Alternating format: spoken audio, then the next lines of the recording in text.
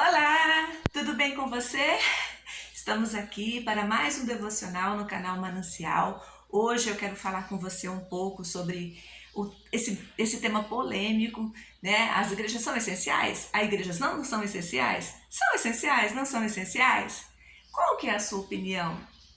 O que a Bíblia, o que as Escrituras Sagradas nos ensinam a respeito desse tema tão abrangente e no contexto de mundo de hoje tão polêmico. Nós nunca, eu pelo menos, eu nunca imaginei um dia nós discutirmos sobre se a igreja é essencial ou não, né? Queria pedir de antemão para que você colabore com o canal, se inscreva, seja um multiplicador das boas novas, compartilhe com os seus amigos, assista o vídeo até o final, deixe seus comentários aqui embaixo. Né? O nosso intuito é levar o conhecimento da palavra a todos os corações.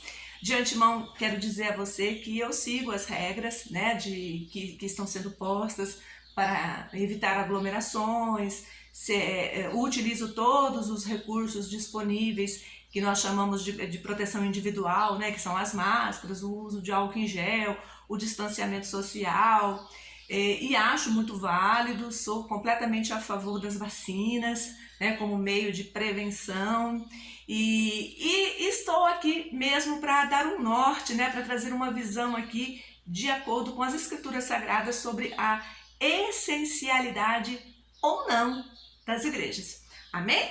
Então vem comigo.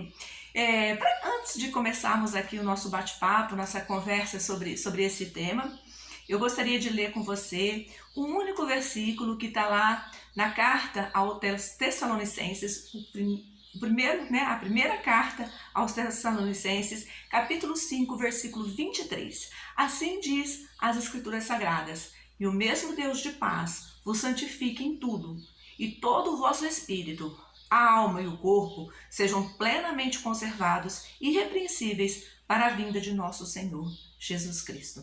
Então aqui, amados, quando se escreveu essa carta, Paulo acreditava que Jesus voltaria nos seus dias ali, né? Que Jesus tinha ido aos céus e que muito em breve ia voltar. E que então ele chamava o povo para manter santificado o seu espírito, a sua alma e o seu corpo. Você vê que o que é primeiro, o que é principal? O espírito, a alma e depois o corpo. Mas todos eles tinham que ser irrepreensíveis, santificados, né? diante de nós mesmos, né? Nós teríamos que nos santificar, porque a volta do Senhor Jesus Cristo é iminente. Até os dias de hoje, você que crê no Senhor Jesus, você sabe que em breve Ele está voltando. Né? E esse em breve, fala assim, mas Ana, já passou 2020 anos que Ele nasceu, já passou quase 2000 anos que ele foi sacrifício naquela cruz, e você ainda fala que Ele pode voltar a qualquer instante. Eu falo isso com convicção, porque Ele está voltando todos os dias. Quando você morrer, você vai se encontrar com o seu Deus, para dar juízo de você, da sua vida. Ao homem cabe morrer uma vez, depois disso lhe vem o juízo, está escrito nas Escrituras Sagradas. Então, todos os dias, o nosso Deus está voltando. Milhares de pessoas estão sendo arrebatadas todos os dias. Essa doença, ela só nos fez um despertar muito maior para a nossa morte iminente, né? O que nós não pensamos, né? Da mesma maneira que nós demoramos a reconhecer que Jesus Cristo está voltando, e Ele pode ser hoje, pode ser amanhã, pode ser daqui a uns minutos, pode ser antes de eu terminar esse vídeo, né? A nossa morte também pode ser. E essa eminência, esse sentimento de morte iminente tem causado pânico nas pessoas, porque as pessoas têm muito medo de morrer, né? Elas têm muito medo de falar em público, elas têm muito medo de altura, mas tem uma grande parcela da população que tem muito medo de morrer. E aquela negação, né? Olha, eu não vou pensar na morte, eu não vou viver com esse pensamento, eu não vou me atormentar com esse pensamento, então simplesmente não vai acontecer. Vocês estão entendendo? Então é aquela coisa assim, né? Como se fosse possível colocar um break né, na morte. Isso é impossível. E a pandemia trouxe isso, né? Então, assim, olha, eu posso pegar o vírus, eu posso ser assintomático, aí eu posso pegar o vírus e ficar gravemente enfermo, aí eu posso pegar o vírus e ser uma gripezinha leve, aí eu posso pegar o vírus e contaminar a minha família e levar para o meu vovozinho, para minha mamãe, para o meu papai, né? Eu posso levar a doença e provocar a morte nas pessoas. E isso tem mexido com as nossas estruturas, né? Aí vem a política do enfrentamento da doença, né? E fala que nós temos que nos resguardar, né? Ficar em casa, não saia de casa, só saia se for necessário. Se for necessário, utilize máscaras, tenha sempre disponível álcool em gel, mantenha o distanciamento das pessoas. Isso tudo foi introduzindo em nossas vidas, né? Foram sendo introduzidos, né, ao longo desse 1 ano e pouquinho aí, que nós estamos com essa nova rotina de vida, que em breve vai passar, eu creio que vai passar. E no meio disso tudo ficou o lado de ser essencial ou não ir às igrejas, né? E eu vou te falar uma verdade, só quem não conhece as escrituras, ou nunca parou para refletir na profundeza de seu texto de letra, né, da letra da sua lei, né, em toda a extensão, negligencia a alma e o espírito, né? Lógico, nós temos que cuidar do corpo. Lógico, esse corpo o corpo, o nosso corpo é templo do Espírito Santo. Então, já sabendo disso, nós temos que ter muito cuidado mesmo com a nossa alimentação, praticar esporte, tomar bastante água, tomar sol no horário que é conveniente, no horário que é saudável, fazer nossas caminhadas, nos alegrarmos, estarmos num parque, praticando um esporte com regularidade, tudo ao seu tempo, quando isso for possível. Lógico, é muito importante cuidar do corpo, mas nós não somos só um corpo. E se você ler esse texto atentamente, você vai ver a ordem das coisas. Primeiro você é espírito, você tem que cuidar do seu espírito. Depois você que tem uma alma, e essa alma habita num corpo. Entende? Então, assim, você não pode só cuidar do seu corpo, porque senão você vai ficar vazio, a sua mente vai perecer. E o que é? Então, o que é isso, Ana? Explica, né? Como é que eu diferencio o espírito da alma e do corpo? Qual que é a divisão disso tudo? Então, o corpo, fica fácil, né? Isso que todos nós vemos, todos nós veem, né? Nós vemos os corpos andando, se movimentando, falando, né? Nós vemos milhares de pessoas circulando no mundo inteiro. Então, é o que nós vemos, é o que é material, é o que a gente pode tocar, é o que a gente pode perceber, é o que provoca ações, né? Mas esse corpo, ele pode morrer. Como é que eu sei que ele morreu? Porque ele não tem mais nenhum movimento, nenhum comportamento, nenhuma atitude. Ele fica inerte. E quando que é que acontece essa morte? Quando a alma sai desse corpo, né? Porque a alma é a nossa vida, né? Então, o que é a alma? A alma é a nossa personalidade, são os nossos pensamentos, são as nossas memórias, são como que as nossas vontades, os nossos arbítrios, as nossas tomadas de posição, isso tudo está na nossa alma, né? Por isso que o slogan das igrejas evangélicas é ganhar almas, né? Por quê? Porque eles querem que as pessoas se convertam do seu arbítrio, né? Modifiquem a essência de seus sentimentos. Se só provocava morte, destruição, se só contava mentiras, se só vivia para servir ao seu corpo, né? Ao seu corpo. Então essa a igreja trabalha muito isso. Vamos ganhar almas, quer dizer, ou seja, vamos converter vidas, vamos converter pensamentos, vamos converter pessoas que estavam num caminho e vamos levá-las para outro caminho. Vamos ganhar almas, vamos aproximar essas almas dos princípios de Jesus. Vamos fazer essas pessoas se sujeitarem a Jesus Cristo. Vamos fazer essas pessoas conhecerem a Jesus Cristo. Vamos fazer essas pessoas com liberdade que só o Espírito Santo pode conceder a elas, na sua vontade, né, na sua voluntariedade, se voltar para Deus, né? Então esse é o papel essencial de toda igreja, de toda igreja cristã, tá? Eu aqui não estou falando de placa alguma. Muito embora eu congregue em uma há 20 anos, eu sei que a igreja que salva se chama Jesus Cristo. Ele sim provoca milagres, ele sim pode mudar a sua alma, a sua alma de negra para translúcida, para a luz, para a paz. Você pode tirar você do meio de uma posição de tamanha aflição, tormenta, tribulação e te provocar paz, te encher de amor, de sentimentos nobres, te encher de alegria, a alegria da salvação, amados. Só quem conheceu a salvação mesmo, só quem se reconheceu, né? Pode saber o tamanho que ela é valiosa e o tanto que ela modifica, dá esse start. Então, por isso que a gente fala que primeiro é uma decisão interna, por isso que a gente fala, a Bíblia fala muito do coração, porque o coração ele palpita, ele muda a sua toada conforme a sua emoção, né? Quando você está com muita adrenalina, quando você está com muita endorfina, ele muda o compasso, muda o jeito de circular o sangue, né? da sua vida.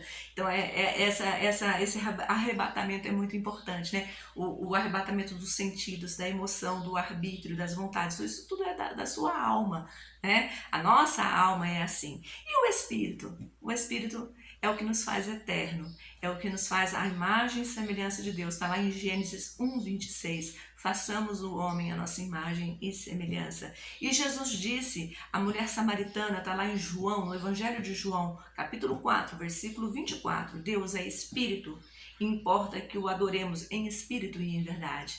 Então, amados, nós adoramos a Deus em espírito.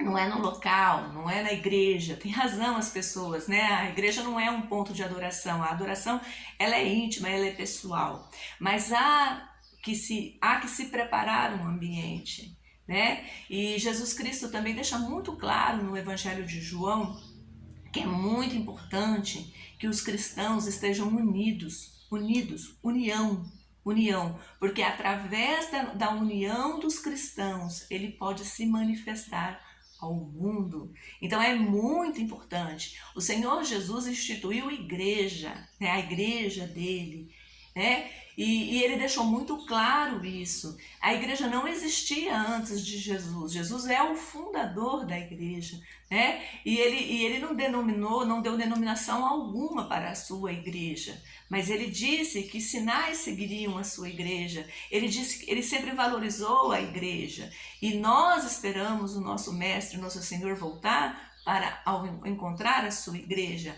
As escrituras deixam muito claro que a igreja é a noiva de Cristo. O Senhor Jesus é o noivo, né, que foi na frente, foi preparar o lugar. E quando ele vier nos buscar, a primeira coisa que vai acontecer é as bodas do Cordeiro. O Cordeiro vai se casar com a sua noiva, né, lá na eternidade. Nós vamos nos banquetear com ele. E é lindo, é maravilhoso. E aí entra a essência da igreja, né?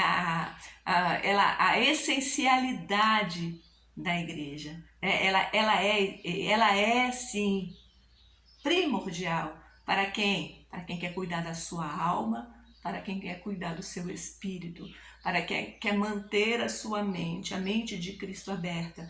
Amados, veja bem, eu amo os cultos online e tenho assistido com bastante regularidade. Mas uma coisa é você estar lá na sua igreja. É muito diferente, é muito especial. Sabe por quê? Porque há toda uma atmosfera de adoração. Há toda uma comunhão de propósito. Nós sabemos que nas casas, amados, nem sempre há essa unidade. Nem sempre é possível que todas as pessoas respeitem aquele horário de culto. O seu vizinho não é obrigado a cultuar com você. Entende? E às vezes, amado, não flui, não se cria esta atmosfera que somente no templo físico nós podemos alcançar, né? É muito importante o louvor. O louvor nos aproxima de Deus. Através dos louvores, provoca em nós a sensação de paz, desperta para nós esperança. cura as nossas emoções, retira de nós todos aqueles sentimentos ruins, amargos, negativos, retira de nós todos aqueles pensamentos de morte. Muitas pessoas chegam na igreja completamente atormentadas, desfalecidas espiritualmente, mortas espiritualmente.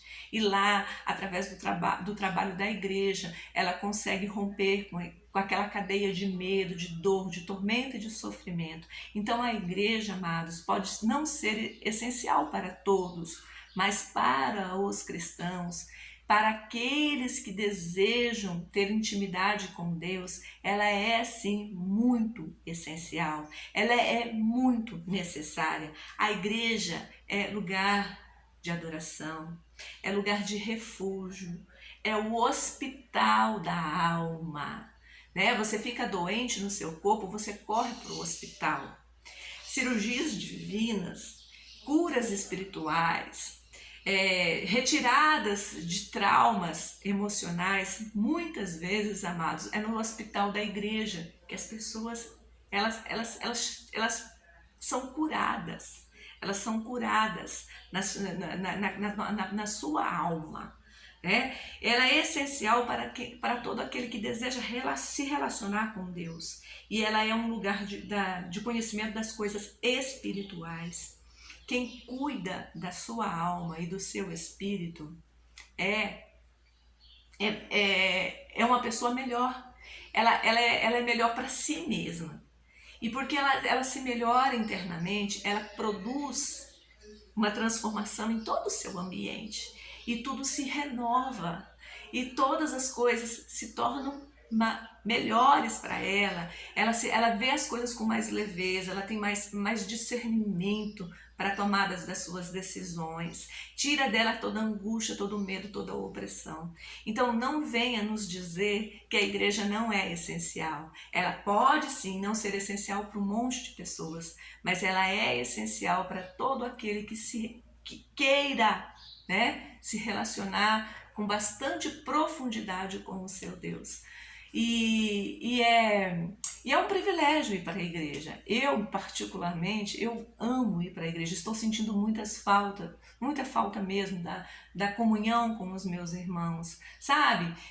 Conversar com as pessoas, estar junto das pessoas, mas não precisa necessariamente abraçar, não precisa necessariamente, sabe, assim, aquela 30%, 50%, 1,5 metro de distância, não tocar louvores agitados, tem um monte de regras, mas ir para a igreja é sim essencial. Amém? Essa é o meu ponto de vista, esse é o meu posicionamento. Eu gosto de cuidar do meu corpo, mas eu gosto muito mais de cuidar da minha alma e de cuidar do meu espírito, porque o meu corpo, ele vai perecer, não sei, talvez 70 anos, talvez 60 anos, talvez 90 anos, quem sabe? Quem colocou o sopro de vida aqui foi Deus, Ele que sabe quando vai acabar esse sopro, mas quando acabar aqui na terra, começa a minha existência lá no céu. E nós somos eternos e nós temos que nos preocupar sim com a eternidade, com o lugar que nós queremos passar a eternidade, como é que se desenvolvem as coisas espirituais. E a igreja é excepcional nesse quesito. Ela nos prepara para ser cidadãos do céu. Amém?